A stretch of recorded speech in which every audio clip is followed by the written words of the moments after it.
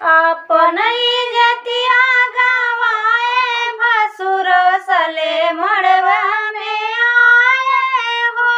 अपन इज्जतिया गवाए भसुर सले मड़वा में आए हो।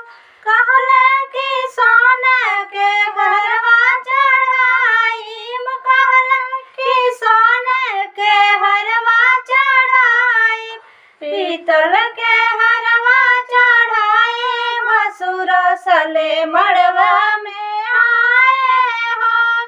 पीतल के हरवा चढ़ाए भसुर सले मड़वा में आए हो। अपन इज्जतिया गवाए भसुर सले मड़वा में आए हो।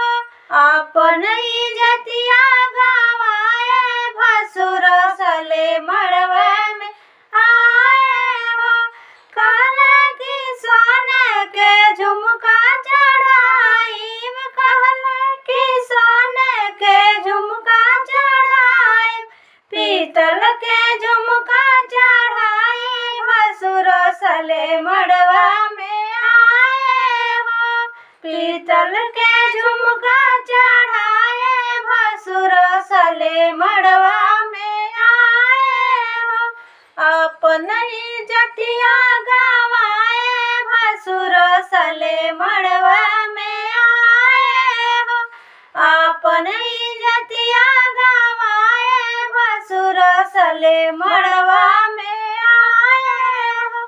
कहले कि अच्छे अच्छे सड़िया चढ़ाईम, कहले कि अच्छे अच्छे सड़िया चढ़ाईम, फटल फटल सड़िया लढ़ाए भसुर सले अड़वा में आए हो।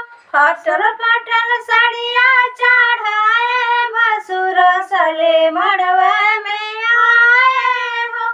अपन इज्जतिया गवाए भसुर सले मड़वे में आए हो। अपन इज्जतिया